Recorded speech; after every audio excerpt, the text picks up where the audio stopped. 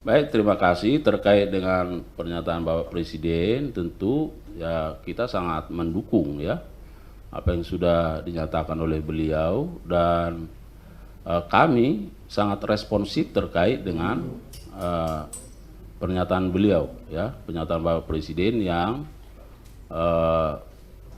menyatakan bahwa vonis ya, atau putusan pengadilan terkait dengan terdakwa HM yang masih sangat begitu ringan dibanding dengan tuntutan yang disampaikan oleh penuntut umum. Oleh karenanya kami berkomitmen dan sesungguhnya kami sudah melakukan upaya hukum ya, melakukan banding dan sudah didaftarkan di pengadilan, dan saat ini jaksa penuntut umum sedang fokus dalam rangka menyusun butir-butir atau poin-poin dalil-dalil yang terkait dengan memori banding.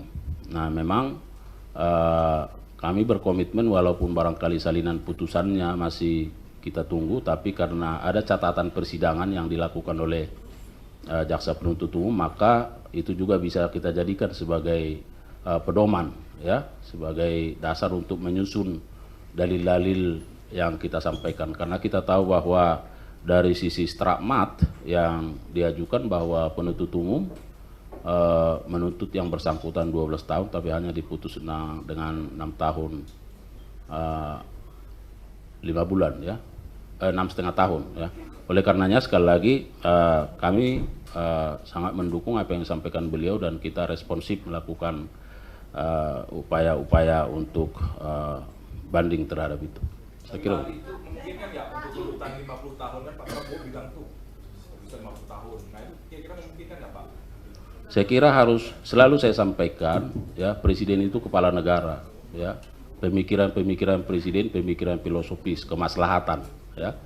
Nah, sedangkan kita itu tataran operasional ya, tentu penegakan hukum harus didasarkan pada regulasi yang ada, jadi harus dikembalikan kepada peraturan yang ada ya, tentu undang-undang tipikor ya.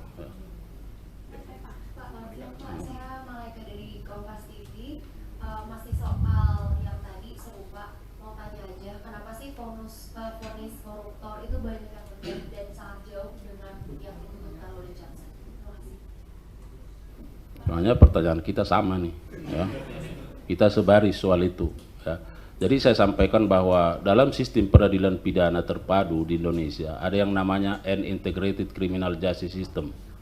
Jadi ada kompartementasi di situ, ada kamar-kamar. Jadi kamar penyidikan, kamar penuntut umum, kamar pengadilan, kemudian ada kamar pemasyarakatan ya. Bahwa ada perbedaan pandangan, perbedaan pendapat ya, itulah hukum ya. Nah, tentu ke depan sesuai dengan asta cita pemerintahan yang ada, kita harus berkolaborasi sesungguhnya dalam rangka komitmen untuk pemberantasan tindak pidana korupsi baik dari sisi pencegahan maupun penindakannya. Jadi saya kira pertanyaan-pertanyaan ini juga harus disampaikan kepada kompartemen yang lain ya, supaya kalaupun kita berada dalam kamar-kamar, nah tapi kalau kamar-kamar itu berkolaborasi dan bersinergi, saya kira apa yang menjadi komitmen bersama bisa tercapai ya. Ya, nanti semua dapat ya. Kalau misalnya kondisi yang kurang, berarti bisa jadi jaksa mengajukan bukti yang dianggap kurang meyakinkan. Bagaimana kalau kayak gitu Pak? Gimana? Kalau kondisinya kan lebih rendah dari tuntutan jaksa, kan bisa jadi bukti yang diajukan jaksa penuntut umum itu dianggap kurang meyakinkan bagi majelis hakim. Kalau Anda mengikuti bagaimana pertimbangan-pertimbangan yang disampaikan oleh majelis hakim dalam persidangan itu, sesungguhnya apa yang sudah diajukan oleh penuntut umum terkait dengan pemenuhan alat bukti pasal 183, 184 itu sudah sangat linear ya. Hanya saja kan bahwa pertimbangannya menyatakan tuntutan itu terlalu tinggi, jadi ada subjektivitas di situ ya. Kalau dari sisi substansi nggak ada masalah. Baik.